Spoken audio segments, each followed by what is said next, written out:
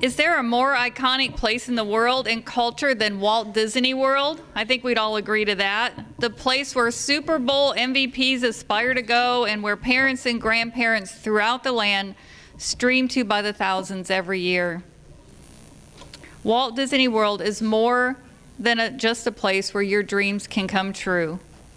Behind those dreams, behind all the rides and adventures, behind the shows and music and laughter is an organization of men and women who work tirelessly each day of the year to make it happen seamlessly. For 10 years, that team of over 40,000 people was led by our guest this morning.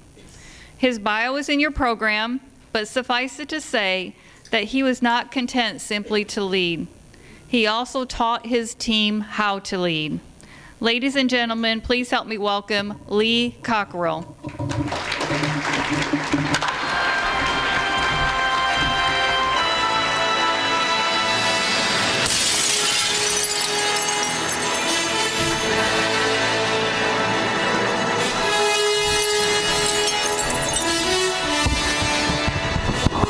I guess they didn't leave me the microphone, so I'll just use this one. Good morning. Wow. Good grief. I always like to be introduced. It sounds like I knew what I was doing. You know, running Disney World for all those years, and we have about 52 million visitors now every year, and we have 7,000 managers there in Orlando, and today it's 73,000 cast members working there, getting ready to shut Walt Disney World down in a couple of days. And I might be the dumbest guy in here because I'm going to Florida tonight, and make sure my house is still there. But it's good to be with you. It's nice to be here. I love that introduction because, as I said, you know, I had to run Disney World, and people thought I really knew what I was doing, but I learned a long time ago, when you have the right people around you, you don't need to know everything. You just got to make sure they know everything. And I had a great team. I had the best engineer in the world, Jeff Volley. He ran all my engineering. We do about $750 million a year in capital projects. New roller coaster just goes for $150 million, and a new hotel, $600-700 million, and we're building lots of those right now. And he ran all the maintenance, 4,000 maintenance people keep that place looking the way it does when you go down there. And I hope you see that it is well maintained and looks good. And I left him alone because I dropped out of college after 2 years. I don't have a clue what an engineer does, but he reported to me. And so I thought, when you got a good person and you don't know what you're doing, leave them alone, because they might leave, and then you'll really be in trouble. And Jeff ran this for me, and he just did a fabulous job. We worked together for 13 years overall down at Walt Disney World. I had the best retail person, and I'm sure we've had your credit card in our hand if you came down there, because that's our goal. That's the magic, to make sure you're happy when you spend your money and take that stuff home and wonder why. But that's the way it works. And I had a great retail lady running that. We do $1.5 billion in Orlando in retail every year. And anybody in here got daughters in your family, granddaughters? Yeah? You like that? Yeah, that's how you make money. You get those first dresses on those princesses, life just goes great. Because they need, what do princesses need that boys don't need? Accessories. And so we get the tiara sales, and we get the shoes and the hair and the makeup and belts and another dress, and there's no father or mother can say no to those sweet little things. So we love princesses. And boys, all they want is a plastic sword, so there's not a lot of money there. And we're going to try to figure out how to make them break a little sooner so we can get another one, you know. But I think we still have the one my son got 45 years ago, but that's another case we've got to work on. There's always something new to do. And I had the best food and beverage person. I was in the food business for 25 years before I got out of it, and I can run restaurants or food anywhere, but I had somebody better than me, and he was an incredible guy. And we worked together 20 years. We opened Disneyland Paris together, then we came to Orlando, and he was just an incredible person. I had security, 1,250 security people in Orlando. It's the safest zip code in America. If you got teenagers, you can leave them there and pick them up a year later. If you want, you know, I mean, literally. And I'm sure some of you want to some days, because they'll be safe. We'll take good care of them. And Transportation, over 1,200 bus drivers. We have 350 buses. We move 60, 70,000 people a day on the transportation, and all that was reported to me, and I'm going like, what? And the lady said to me, Lee, you got all these people reporting to you. What do you do? And I think in your businesses out there and in your Rotary and in yourself, ask yourself that question. What do you do? Ask your people. You're going to get asked that question one day. I try to tell all young people that. Make sure that when they ask that question, you can tell them what you do and why they should keep you and not outsource you and not turn your responsibilities over to somebody else, and that you're on that list, that never get laid off, and you're so valuable that they would never do that to you. And I especially give that advice to my son and my grandkids, who we'd like for them to leave home. And they did. So that is a situation that I think about a lot, of where you spend your time, how you bring value to your organization. And you know, when I started out with a no college degree, I'll tell you a little bit about me so you'll have perspective. I grew up in Oklahoma on a little farm in Copan, Oklahoma. I don't know if anybody knows, you know where that is. And then I was born in Bartlesville and moved to Ardmore and lived there. I've never stepped foot out of Oklahoma till I was about 20 years old. Because when you're on a farm, you don't go on vacation. The cows like to be milked. They don't want to hang out till you get back. And so I didn't know what a vacation was. And we didn't even have indoor plumbing when we lived in that little farm back in the late 40s and early 50s. And my brother and I didn't know we were unhappy till we went to somebody else's house, and they had indoor plumbing. You're happy until you find out what other people got. We didn't know we were hot till we went to somebody's house that had air conditioning. But we did. And my mother was married 5 times. She was busy. And I've been adopted twice. I got my name Cockerell when I was 16 by husband number 4. That's why I'm totally normal. As my wife points out, I'm not, but that's not my fault. I like to blame it on other people, like my mother. But anyway, I didn't blame my mother. She did the best she could, and so I went off to college. I wasn't a good student in high school, and went to college because number 4 had money. I numbered them so I could know who we were talking about each time we had a conversation in the family. And I only forgot to do one thing. I didn't go to class when I got up to Oklahoma State University. So my mother got fed up with that, and I went in the Army in 1964, served in the Army, and then when I got out, I met a guy, and we went to Washington, D.C., and I got a job as a banquet waiter.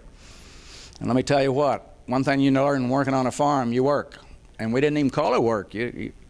People today are always complaining about work, but it was just the way it was. You had things you had to do. And so I got a job, and I was the best little banquet waiter they ever had. I was on time, early. I raised my hand. That's the way I had learned growing up in Oklahoma. And next thing I knew, I got in a management training program. And my career kind of took off. And I worked for Hilton for 8 years. Then I worked for Marriott for 17 years, became vice president of food and beverage operations worldwide for them. And then I got recruited by Disney in 1990 to open Disneyland Paris. And I went home and told my wife, I said, I was offered the job at Disneyland Paris. Do you think we ought to take it? It's kind of risky. She said, let's go. At that time, we had had a lot of, my mother had died, my grandmother died, her father had got hit by a car and was in recovering. My brother had had quadruple bypass. And as Priscilla looked at me, she said, Lee, everybody's either 6 feet under or getting better. It's time for us to go. And our son was in college, and we went off to Paris, and it was the best thing I ever did. You talk about taking risks. My career really took off after that, and we had a great time. I even got a French daughter-in-law out of it. As my women know things we don't know, guys. My wife said, we're going to have a French daughter-in-law. And I said, why do you say that? She said, because your son has just graduated from college, and he's living in Paris right now. Wow, really? 3 years later, we had a wedding. So she said, you fall in love where you live. And that's a good thing to remember. And now I got 3 grandkids, 22, 19, and 16. 2 are in college. One's trying to escape college, but we got a tutor for him twice a week, so he can't get away. And actually, this year he's doing great. But everybody's different, how they learn.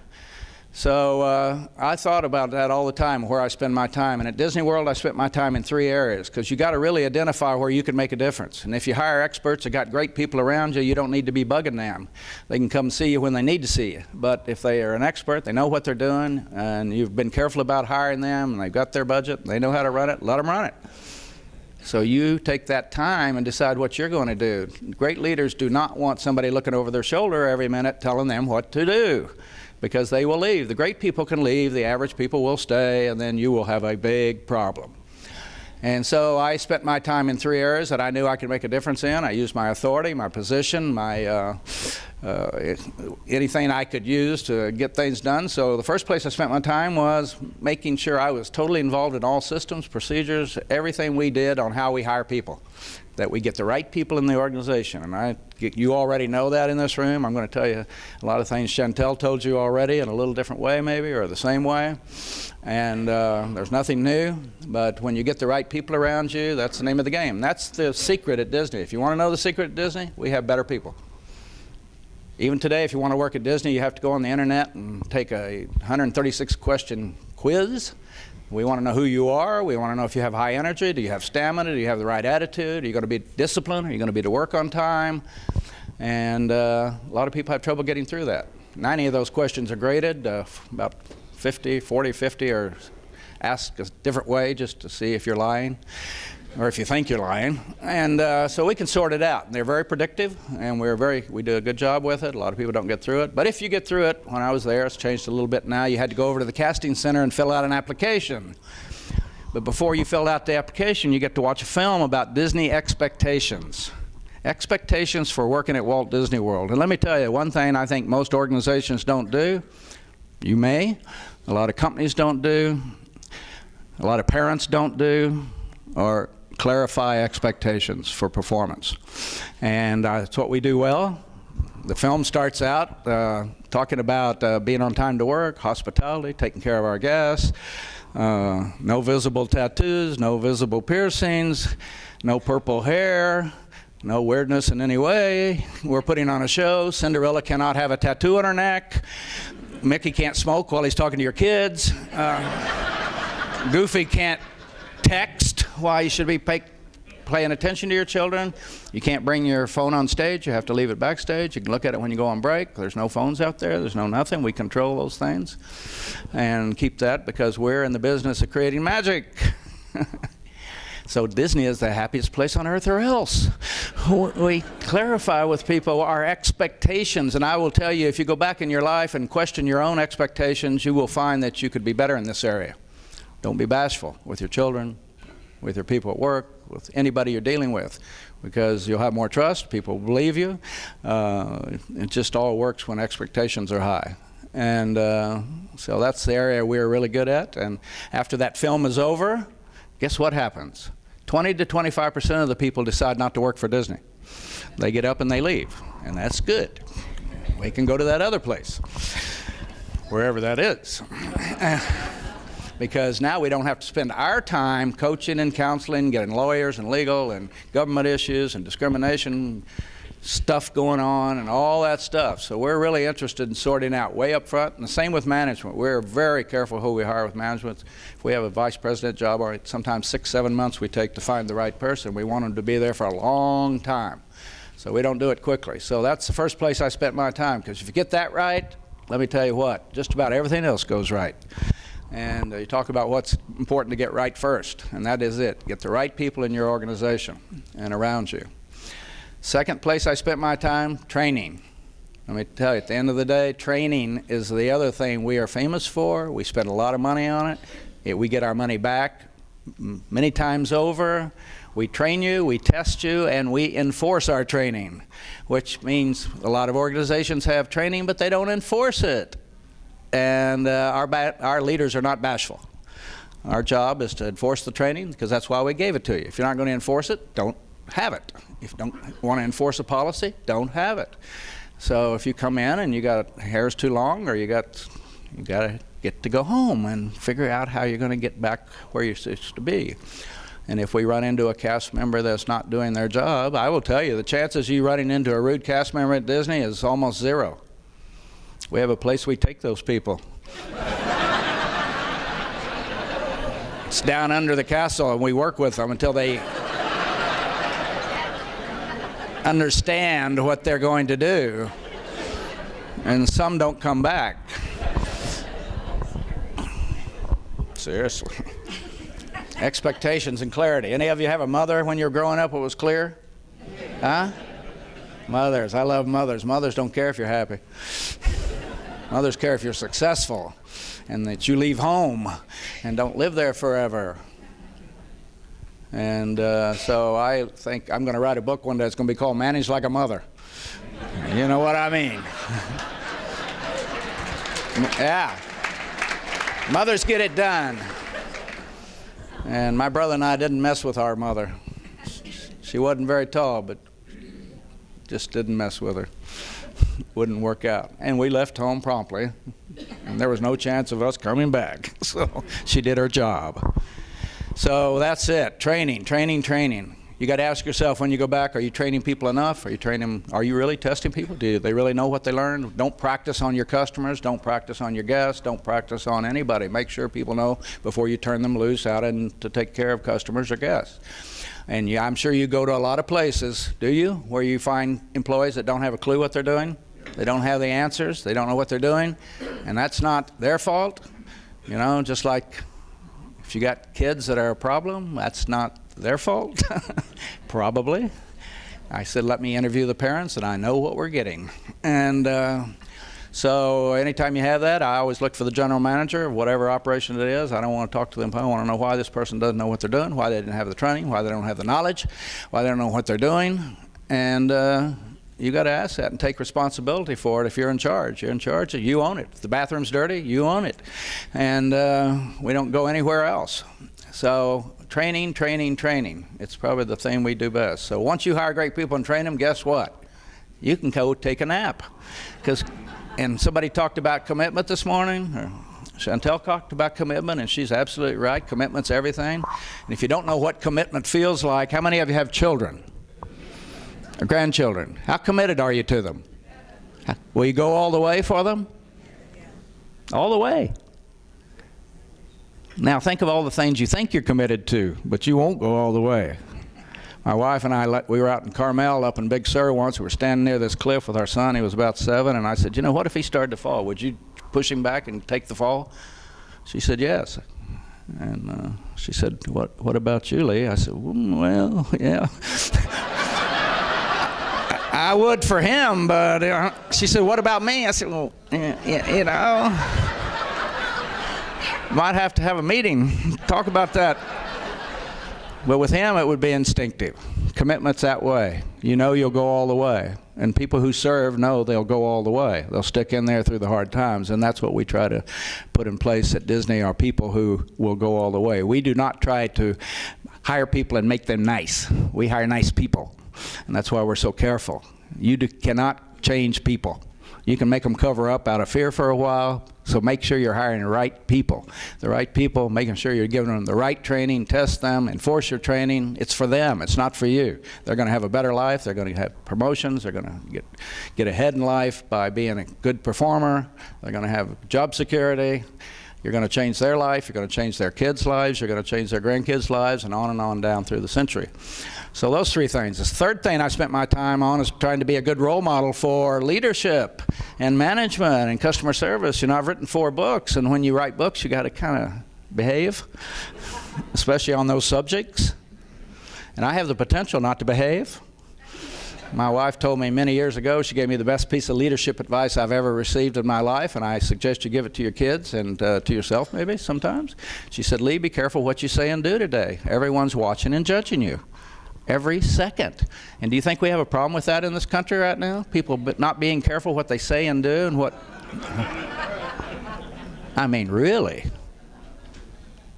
And most of you in this room, you learned that at home. Be careful what you say and do. No inappropriate jokes. Not making people feel uncomfortable. Having respect for everyone. Big things. Big things that make a difference. Nobody gets in trouble in their career because of not knowing what they're supposed to do and how to do it. They get in trouble because of these kinds of softer things, like the way you speak to people and the way you ignore people and the way you don't build trust with people and the way they don't trust you. Somebody said, how do you build trust? I said, you got to be trustworthy. It's kind of a good formula. Behave yourself. Be careful what you say and do. Be careful. And this is a big issue. Let me tell you, as I told my granddaughter when she was growing up, she was 7, she's 19 now at the University of Colorado. I said, Margot, trust no man. Until I tell you it's okay. Because all little boys lie. They say they want to hold your hand. They're lying. Now she kind of gets embarrassed when I tell her that in college, but we gave them a lot of good advice over the years and stuck to them because that's where it counts, and you know that. Everything kids learn, they learn at home, mostly.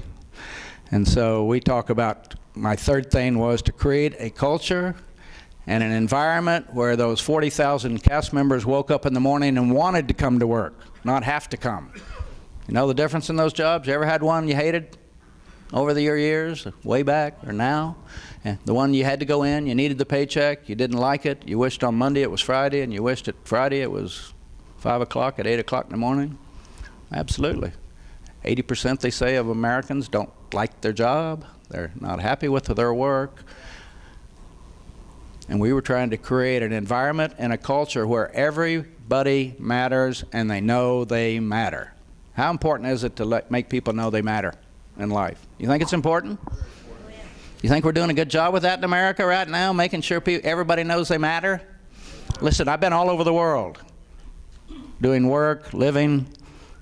I haven't found one person, I don't care where they're from, what country, what gender, what sexual orientation, what religion, what color, that doesn't want to know they matter. Now the government's all misbehaved, but the people are all the same. I just came back from a trip to Russia. Russian people are fabulous. I was in the Czech Republic. Those people are incredible. I was in Hungary. Incredible. People are great. And we get the image that they're not great. And they are. Don't judge the Russian people by Vladimir Putin. I tried to take him one of my leadership books, but I couldn't get it to him. It's been published in Russian now, both of my books, 2 of my books, and he doesn't seem to be interested. So actually I was surprised it got published there. But yeah, create a place where everybody matters and they know they matter. Does anybody know the best way to make sure people know they matter? Tell them. Don't keep it to yourself.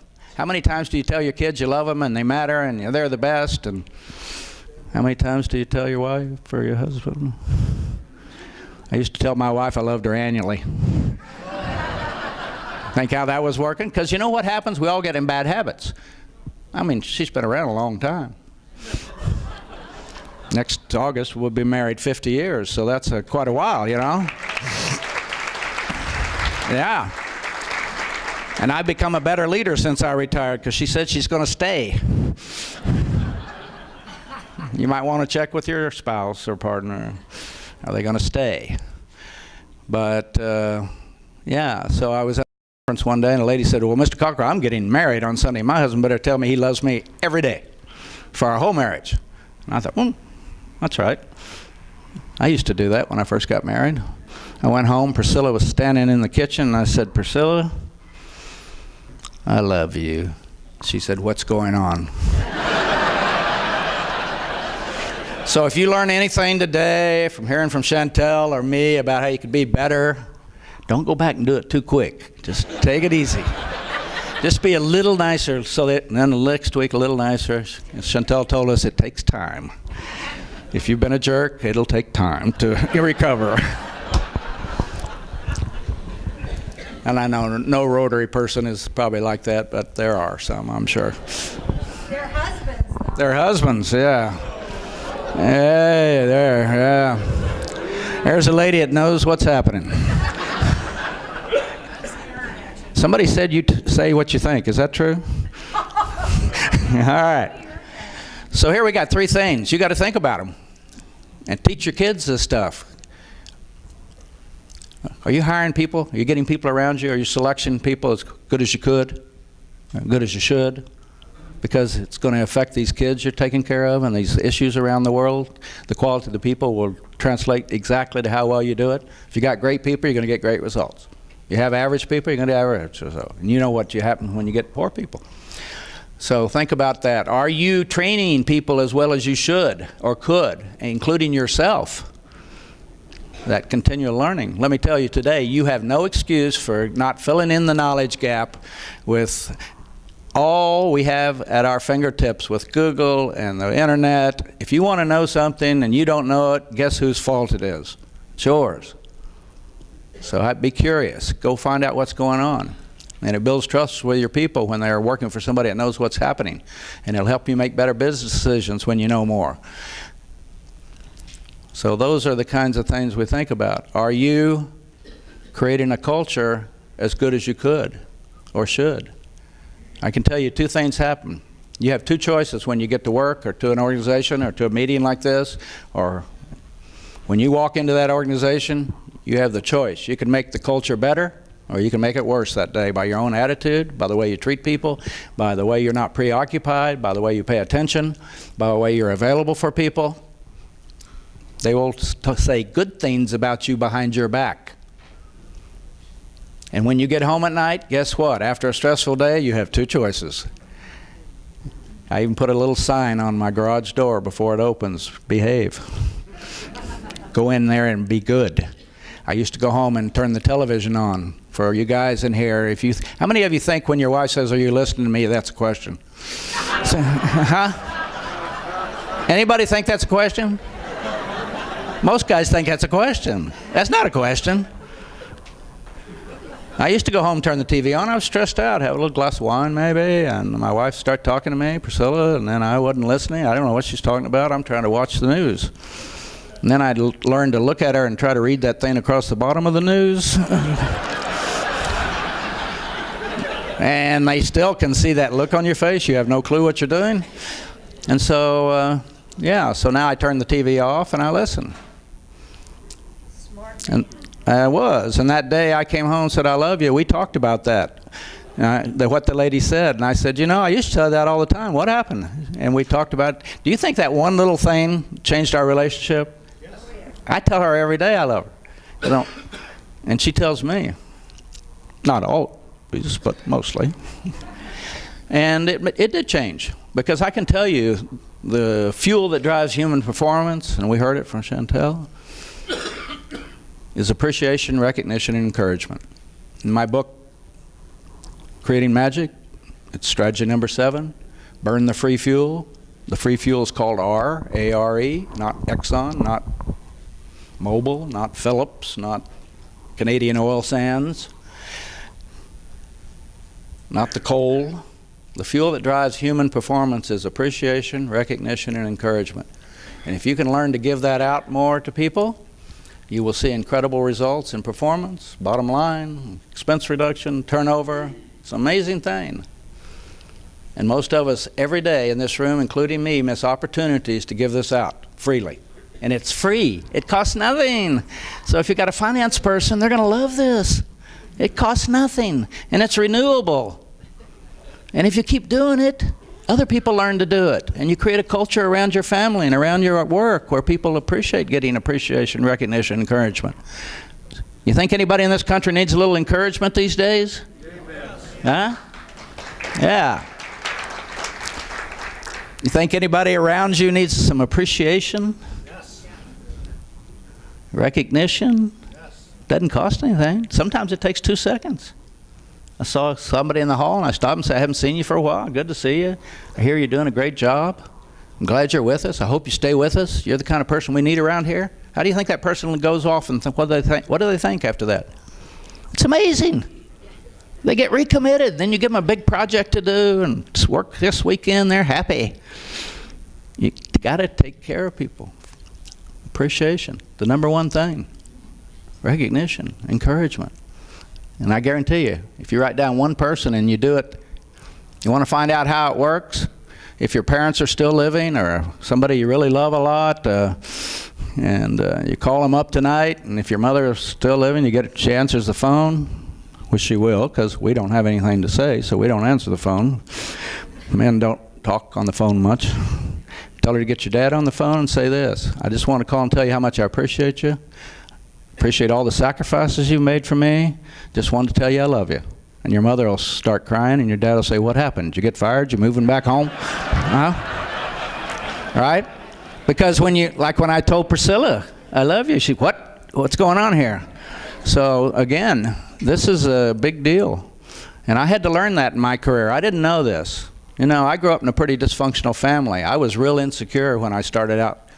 And so when I became a manager, and I love Chantel talking about this because you'd think we looked over each other's talk.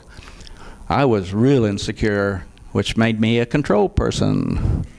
I had to control everything because when somebody yells at you or intimidates you or uses their authority and their power to make you not feel good about yourself, that's an insecure person.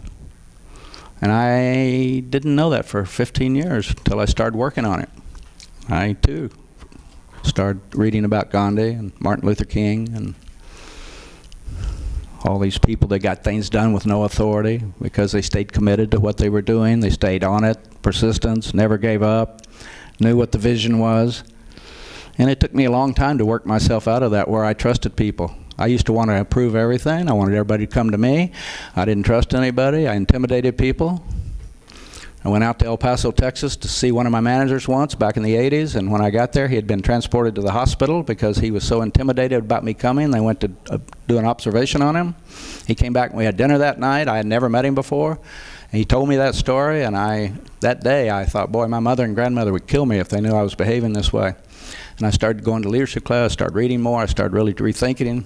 I saw a psychiatrist. And I eventually worked my way out of it. And the more success I had, the more confident I became. And the more promotions I got, and I was doing a good job, and people were thanking me for helping them with their own lives, that I became more confident. And I would say the last 20 years, I've got my act together. But that's insecurity. There are a lot of insecure people in the world. And or not, maybe everybody is insecure. But anytime you have somebody misbehaving, I guarantee you, do a little background check. They're not mad at you. They don't even know you that well. They're mad at somebody. Everybody in the world's got 10 problems you don't know about that triggers them into doing things that they shouldn't do. We see it at Disney all the time. It's not about your steak not being cooked properly. It's about the 10 things we don't know. So we just tell all our cast members, just be nice, turn them around, be nice to them because they have a Visa card. Mickey likes all currency, pesos, euros, dollars. We like all religions. We like everybody. We like Republicans. We like Democrats. We like independents. Yeah.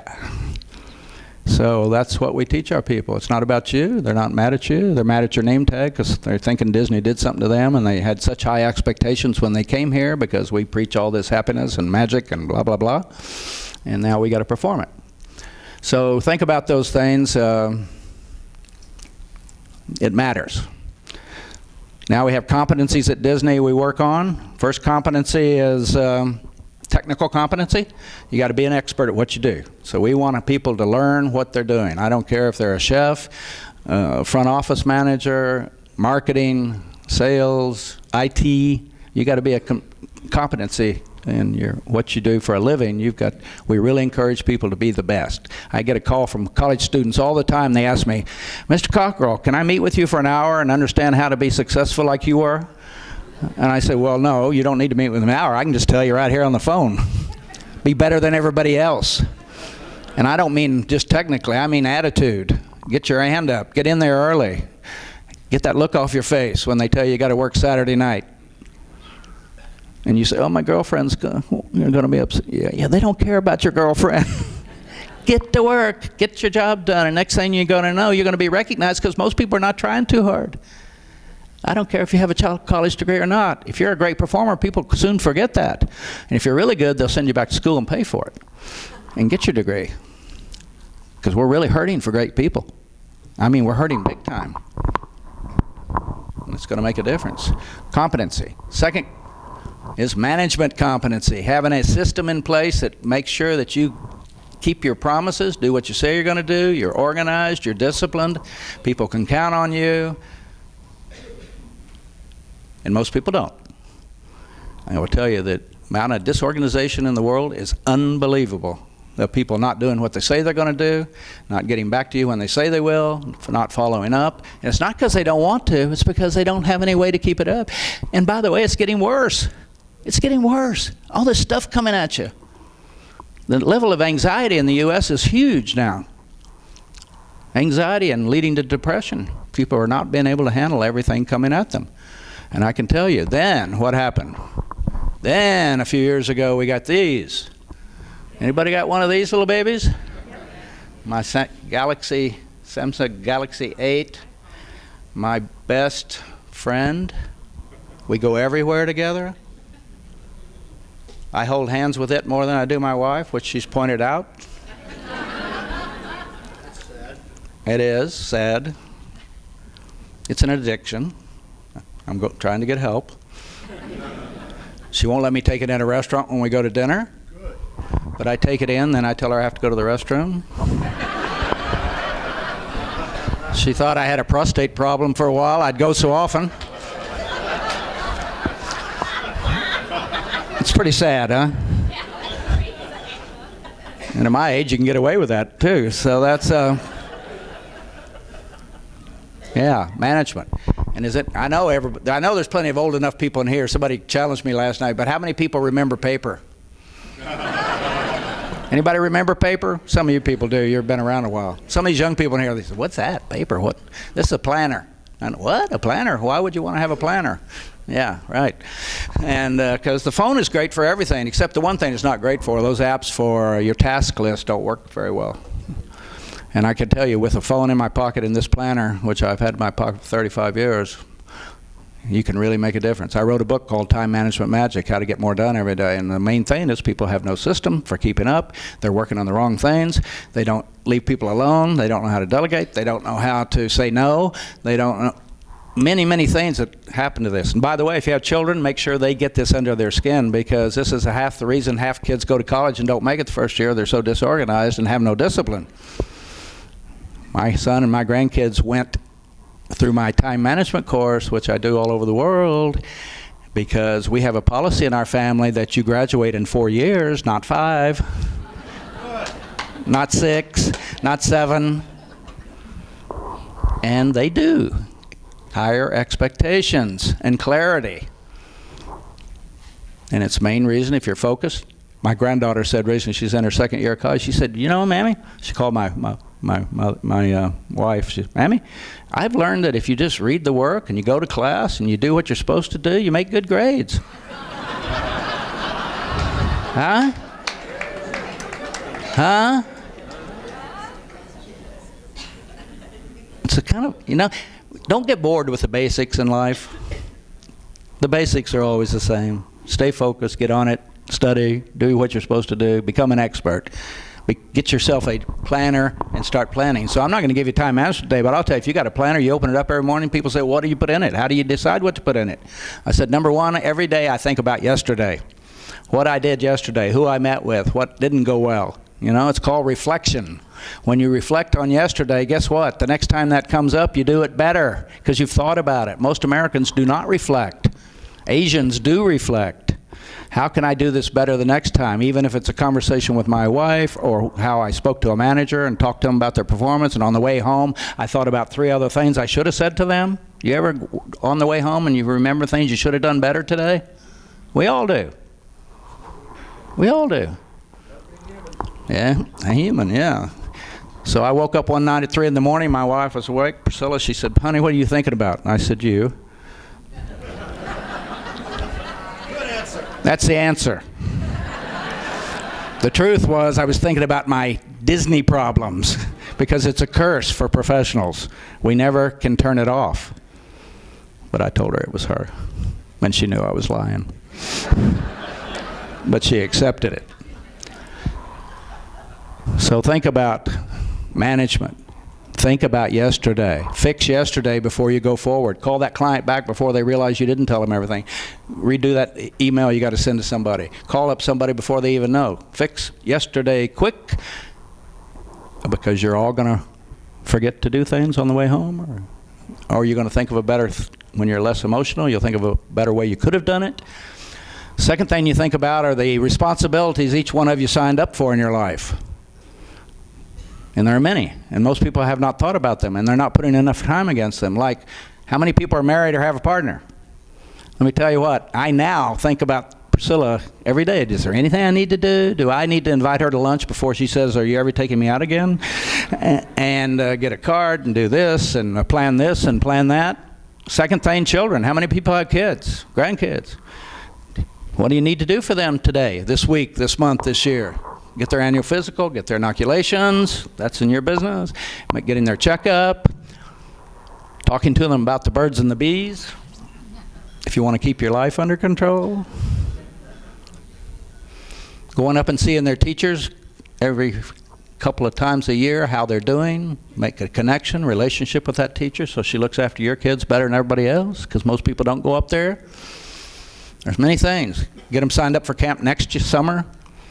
Not this summer, next summer, before all the slots are gone. Whatever it is. Having a conversation with them about certain things, but to sit and think about that in the morning when you're doing your planning. How many people have aging parents or grandparents or somebody in your family you're going to have to look after? Have that conversation now. Get them together, get the wills in place, the trust in place before dementia might set in. They can't sign the documents, and people put this off too long. Priscilla and I have already done it with our grandkids and with our son, and they know where it is. We're not going to wait till we can't explain it to them. So it's very clear. Is it hard to have those conversations? Sure, it's hard. But I can guarantee you, when you do hard things, life gets easier. When you do easy things, life gets harder. What other things? Your own personal development. Going to seminars like this, a program like this, so you go back and you'll be better because you came here. There's people that came and there's people that didn't. That's how life is. There's some people that don't come, don't show up.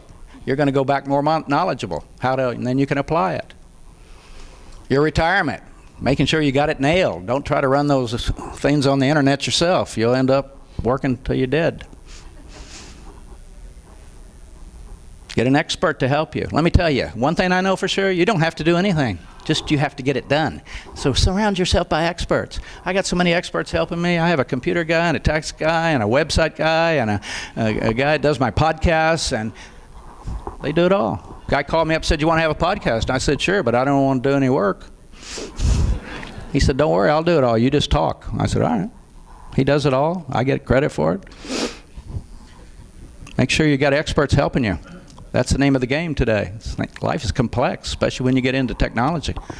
And so what other responsibilities do you have? Friends, creating relationships, right? Isn't that a big one? Having the right relationships, so when you make that call, they help you out and you help them out. Make sure you keep track. You write in your planner when to contact somebody to get back to them, not to forget. Taking care of your health. How many people think that's your responsibility? Yeah? Are you committed to it? Are you? This is a big one. This is the one that will give you the biggest regrets in your life when you lose your health. And you could have done something about it. And it'll hit you hard, knowing you could have done it. I work out every day. Why? Because my wife told me, take care of yourself, Lee, so you can take care of us. She has an ulterior motive for my health. I do strength training twice a week with a trainer. I'm stronger now than I was when I was 20. Why do I do that? Bone density. I don't want to fall and break a hip. You break a hip, that's the beginning of the end. You never get back. My wife and I named it prehab, so we don't have to go to rehab. And the other reason I do it is I'm in the ozone. Does anybody know what the ozone is?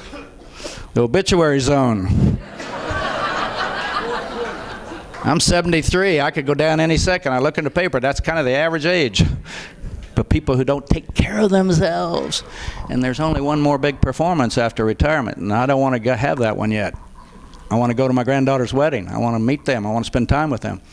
You got to really think about this. It's never too late to get better. It's never too late to get healthier. It's never too late to improve relationships. You've got to. Chantel told us this morning. You can't wish, hope, and pray that life gets better. You got to put it down, get it done, check it off. That's management. Management is defined as the act of controlling. When you manage something, you keep it under control. Your health, your family, your kids, your finances, that's control. That's management. And just think about it. Is it hard? Absolutely. because people don't want to do the hard things. Is it hard to have strength training? Yeah, I hate my trainer. The guy's a real jerk. He makes me do that last move, which I wouldn't do unless he was there. Because if I was alone, and my brain would say, you're finished, and he says, you're not finished, and that last 2 moves, that's it. And then you don't fall, and you don't break a hip, or if you fall, you get up. This is a big deal, ladies. Osteoporosis, this will take you out, a little thing like that. So think about your health. What are you going to do about it? Don't say, well, it's too late, I'm too old. No, no. You can start anytime, if you want to, and you want to for the right reason. I don't know what other things you have in your life to be a better manager. Keep things under canoe. You can figure out what they are, what your responsibilities are. Look in your planner and make sure you're putting the right amount of time against them. Do you find things in there for your health, for your relationships, for your wife, for your kids, for your own personal development, for your retirement, for whatever is going on in your life? And don't think, yeah, well, I've been around too long. No, you can do it, and you should do it. That's management. Third, technological competence, being up to date on how to use technology for your business and for your personal life.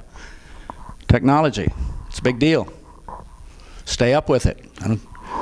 Call your grandkids. Tell them to come and help you. Go to junior college, community college, take a course. Stay up with it. Don't become irrelevant because you don't keep up. Same as there. You can learn anything. And the last, leadership competence. How are you going to be that leader? Your people wake up in the morning, or the people you work with wake up and they're glad they work for you, even though you're tough, you're hard, you push people hard, you have high performance standards, but they trust you. Let me tell you, the name of the game. You can push people as hard as you want if they trust you and they know you're looking out for them. And I think Chantel kind of said it this morning too. Management's about how to do. You get your little planner, you put things in here, you get them done. Hopefully you put hard things in here, check them off, you get them done. That's management. Leadership's about how to be there for your people, how to be able to make hard decisions, how to be able to have hard discussions, how to be able to do the tough things, how to be able to be a person of honesty. All those things we want people to be in our lives, so then we trust them.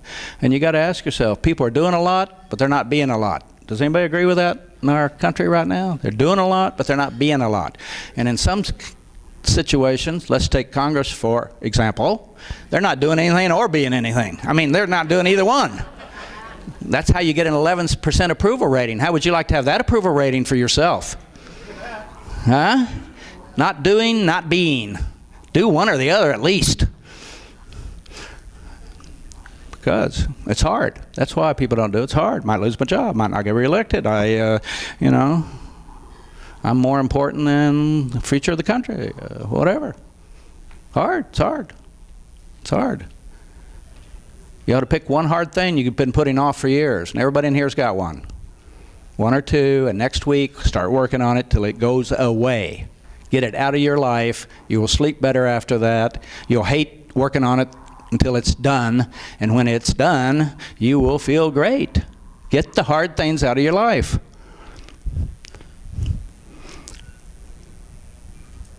So now you got to think about those. 4 are connected. Just like Chantel told us this morning. It's all connected. It's that sweet spot she put the check mark on. You can't just do one. You got to be competent. You got to be able to hit the basket. You got to be organized. You got to show up on time. You got to understand technology, or you won't even be able to get an employment or keep up. And last, you got to be a good leader. Nobody's going to care how good a manager you are if they don't trust you and want to work with you. So think about those 4. Then at Disney, we have what we call the 4 guest expectations. We did research and we did some studies with Gallup, and they call 6,000 guests and ask them one question. What do you expect from Disney when you come to Walt Disney World? Good question. What do you expect? Expectations. Came down to 4 things. Number 1, they said, when we come to Disney World, make us feel special. Is that important in your business? Make people feel special? We all know how to do it if we want to. We just need to do it. Be that kind of person. Second thing they said, treat us as individuals, no matter where we're from, what country we come from, what language we speak, what color, what sexual orientation, what religion, what disability, what level of education. Treat us respectfully. If you go to Disney World, you'll see that. Our guests are from all over the world. We're very clear about we treat everybody respectfully. Now, is there bigotry at Disney World? Sure, but they're very quiet. And they better stay quiet because we're not interested in your personal opinion about other people. The only thing we focus on at Disney World is performance. All that other stuff has no place. We don't care about it. I don't care what religion you are. I don't care what sexual orientation you are. I don't care what language you speak. I don't care if you speak English.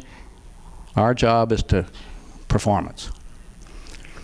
And when you have one thing to worry about, performance, then you got a lot of extra time than sitting around complaining about those people from there and those people from there and that person and those people. It's a bad habit.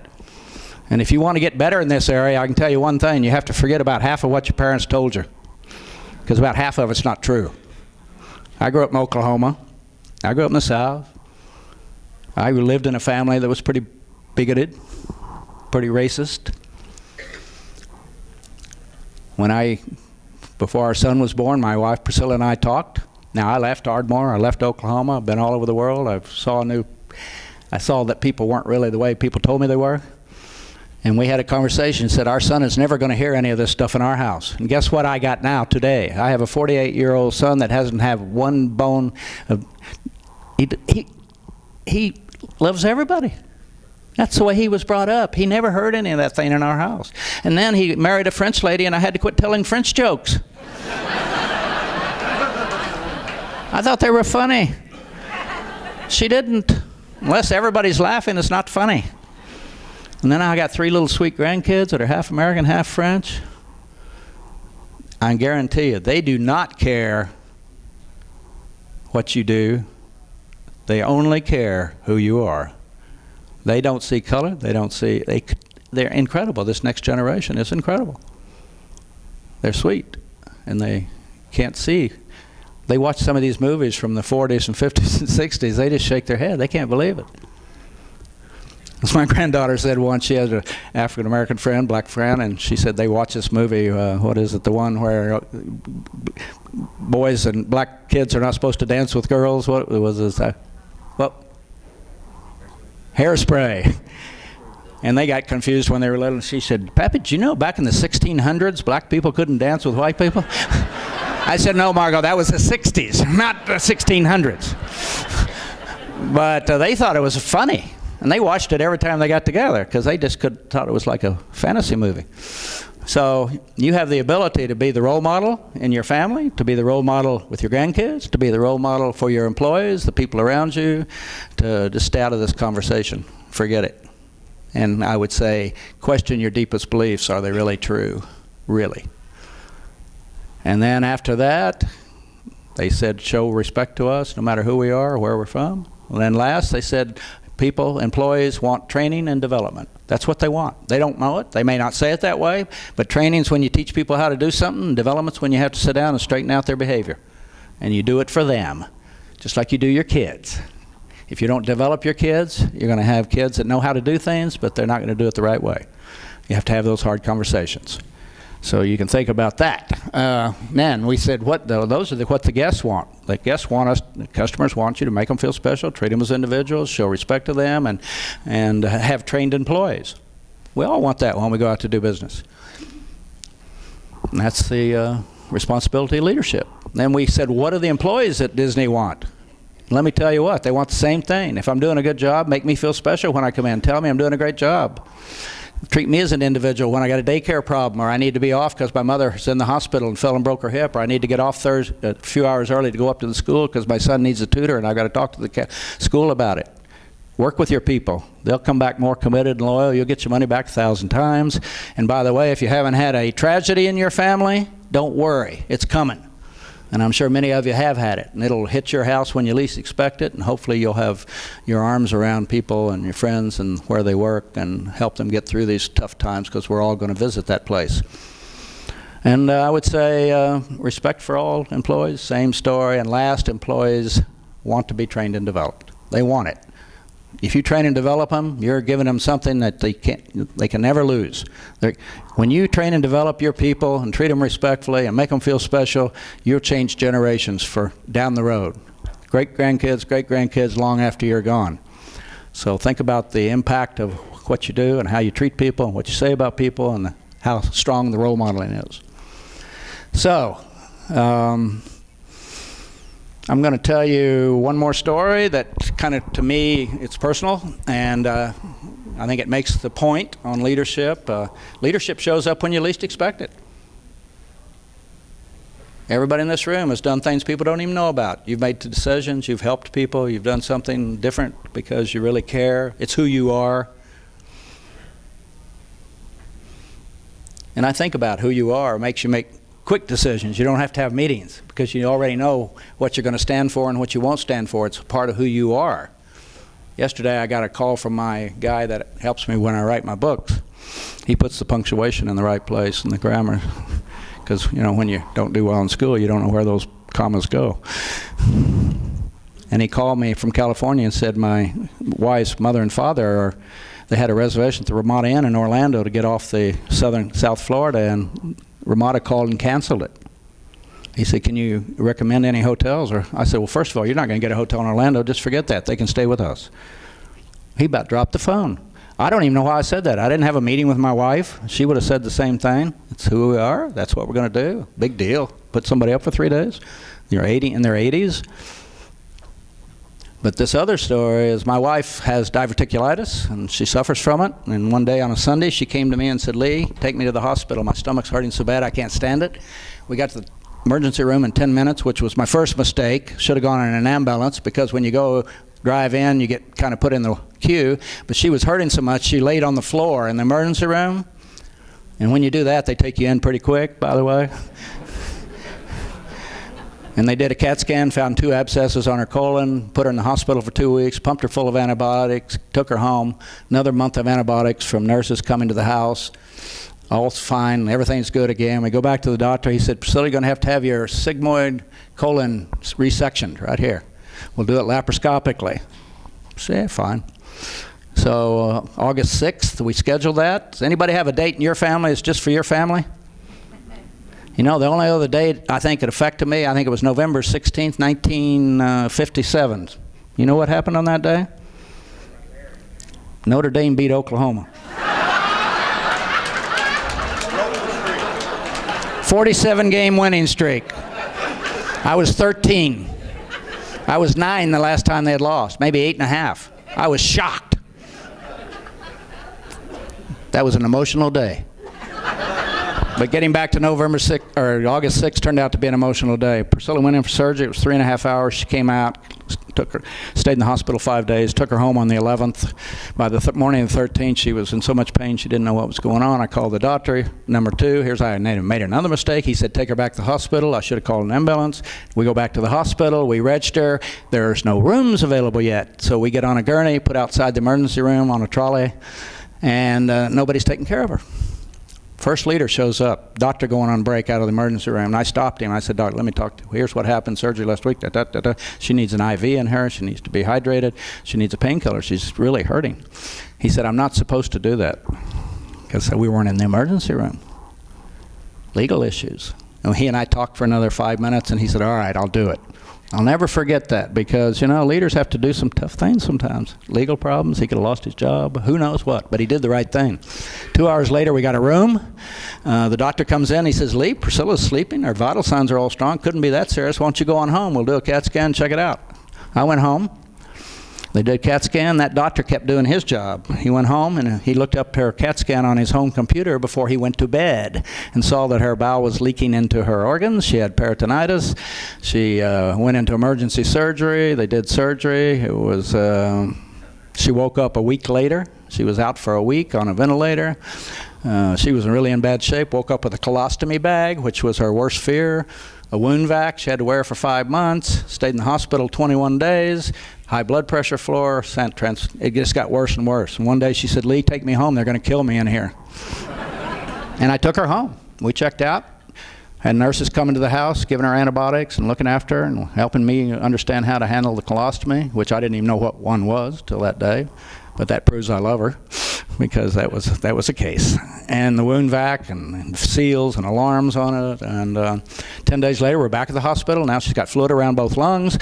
And now she's got 2 drains in the back around the lungs and all this stuff. And we ended up in the hospital 64 days. The bill was $700,000 when we finished. From Saturday night, our life was perfect, to Sunday morning when it started down this hill. Now, I had Disney insurance. They wish I'd retired earlier, but they took good care of me. So we went back, I had to look after Priscilla for about a year and a half. She didn't want to get out of bed. She was weak. She was losing her hair because of all the anesthesia, one surgery after another. And I'd wake her up at 7 in the morning because I'm pretty compulsive, and I had to get her up to walk. And I had mapped out 20 steps through the house 3 times a day so she could walk and get stronger. And she would complain, and I would tell her she had to do it whether she liked it or not. And we didn't like each other very much for about a year and a half. I was trying to figure out how to get rid of her, but I couldn't figure out how to do it. I mean, it was tough. And so she'd start doing her 20 laps, and in a few minutes she'd say, "I'm done." I said, "What? You're not done? You didn't do 20. She said, "I did." I said, "Okay, new system. I'm putting a toll booth here in the hallway." I gave her 20 playing cards. Every time you go by here, 1 card's a toll. When I get 20, you can go back to bed. And I won't tell you what she said. She used language I didn't even know she knew. I had to get 5 protein drinks down her a day. She needed protein to heal, 60 grams a day. I mean, I made her drink it the last drop, and we fought about it. She hated it. She didn't like to drink it. But we got into the spring, and she's fine. She's recovered. Everything's great. Life's good again, except we got a colostomy bag. To take that down is a big surgery. We went to see Paul Williams, and let me tell you, we never met him. He took 3 weeks to look at her file. You talk about competence, knowing what you're doing, attention to detail, on top of your game. He walked in the first time we'd never seen him before, and he looked at Priscilla and he said, "Priscilla, you're going to be just fine. You're the kind of patient I love to fix." How do you think she felt at that moment? You talk about confidence when you're a leader. Unbelievable, this guy. We did their surgery 3 months later after she healed a bit more. It was supposed to be 4.5 hours. It ended up 9.5 hours. He came out and I said, "Hey, Paul, what took you so long?" I shouldn't have said that, but I mean, I don't know anything about surgery. He said, "What took me so long, Lee? I did what I told you I was going to do. I fixed her. And by the way, I gave her a free tummy tuck. I hope she likes it." He said, "You get nothing free at Disney." And I said, "Well, we appreciate it, and thank you. He's a good friend today." So all that, and she healed up, and life is good again. That happened a few years ago, and I think back about if we hadn't been in the right leaders intersecting in our lives, could have gone downhill pretty fast. She could not be here today. People who were on top of their job, paying attention in there, not going home, paying on top of it. Actually, I wrote a book called The Customer Rules, and I asked my granddaughter, Margot, I said, "Margot," she was 7 back then, or no, she was 12. She's 19 now. I said, "Margot, I'm writing a book called The Customer Rules. I need some help. What do you think is the most important rule in customer service?" She looked at me, 12 years old. She said, "Pappy, the first rule is be nice." Huh? Free. Be nice. You think any of us could be nicer to people? Nice. I turned to my grandson, Tristan, and I said, "Tristan, you want to be in this book?" He was 10. He said, "Yes, I do." I said, "Well, you better give me a good quote so I can put you in here." I said, "What's service mean to you?" He looked up at me, a 10-year-old. He said, "Pappy, when you serve, you're always the giving one." He got a whole chapter. And I got an education. Who are the giving ones in our lives? And my oldest grandson, by the way, he's studying medicine. He said, "Pappy, and remember, your tongue's the strongest muscle in your body. Be careful how you use it. You could hurt somebody." Huh? Yeah. How was it working for Ed Reisner? For? Mr. Reisner? It was interesting. He was great. You know, I mean, here's a guy that was focused on creativity. I never had a problem with him. He came to Disney World 3 times a year. He was busy with ABC and the movie division, and they were all screwed up, and we were making a ton of money. So people don't come see you when you're making a lot of money. And so he was always nice to me, and I never had a problem with him. I liked him a lot, and he was very demanding. You talk about expectations. He'd shut a new attraction down for a year till it got right, and he was unreasonable sometimes. But aren't they? You know any unreasonable people that always get it done? Martin Luther King was unreasonable. Gandhi was unreasonable. So think about the people around him. We learned from him. Bob Iger's great too. He's doing a great job. He's more mellow, more knows how to deal with people a little bit better, and surrounds himself by creative people. So I guess the biggest thing that happened, my son helped me a lot. He was 39. He came and gave his mother showers, took her to the bathroom. I couldn't have done that. I didn't have that relationship with my mother. I was really proud of him. And when it was all over, I said to my wife one day, I said, Priscilla, you know, I always worried about it. I was afraid you were going to die there. Who was going to take care of me? She looked at me and said, you wouldn't have to worry about that. I was going to kill you for making me walk around and drink those things. I'll take you with me. Now today she says I saved her life after she reflected on what I did. But let me tell you what. I've been through a lot of pressure in my life, a lot of stuff. I opened Euro Disney. We were losing $1 million a day. I handled the hurricanes in Orlando, the 9/11 I handled. Nothing bothers me. I'm a tough guy, right? What do you think happened to me going through this with my wife? Let me tell you what. I ended up with anxiety and depression. Had to go see a psychiatrist. Got on medication, Cymbalta. I've now noticed that everything advertised on TV seems to be for me. And I never listened to Cymbalta ads until I started taking it. And he said the same thing when I saw him. He said, Lee, you're suffering from situational depression, being under this pressure with your wife. It's much different in business. You think your wife or your kids are going to die, and that long time you had to do with it. He said, I'm going to put you on this, probably 8 weeks, 9 weeks, you're going to wake up and feel a lot better. And that's exactly what happened. But I took it for another year and a half because I was terrified to go back to that place. It was horrible. There's people in here suffering from anxiety and depression, I guarantee you, relatives, college kids, friends. It was an opening for me because I never understood it. I thought depression was an attitude. I used to think, why don't these people get their act together? What's their problem? Boy, did I get slapped upside the head. It was bad. I didn't care about anything. I sat in my house for 6 months and just looked out the window. Lost 25 pounds, didn't care about anything. Kept checking with Dr. Google to see what I could get fixed. And Dr. Google has nothing but bad news, by the way. Yes, you can't fix this. And so I finally did get fixed, but at the end it was all over and everybody got healthy again, and my son came to me and he said, Dad, this was the prize you get. It wasn't a trophy, it wasn't a bonus, it wasn't a car. He said, I want to tell you something. You left a legacy in our family. We were watching how you took care of Mom, and we learned from that. And we know we're going to have to deal with tragedies in our family. We now know how to do it. And legacy is an interesting thing. Who leaves a legacy in our society today? Military. They leave a legacy. Teachers, parents, first responders, and people like you who do this kind of Rotary work for people. You do it not because you have to, it's because you want to. And you change people's lives. And you may not even know those people's lives you changed. But that's how legacy works. You either leave a job at the end of your career or a position, or you leave a legacy. You decide. The difference between leaving a job and leaving a legacy is really big. And it's a lot more fun, and it makes you feel better about yourself, and people win. And I learned a lot going through that session. And I guess they say sometimes you got to go through the fire to get out the other end. And I can tell you what, today I'm a better person for going through that, even though I hated every step of it. It was horrible, and I never want to go back there again. So thanks for what you do. Thanks for inviting me today. It's good to be here, and good luck with your business and your work. Okay? Yeah. Thank you, everybody.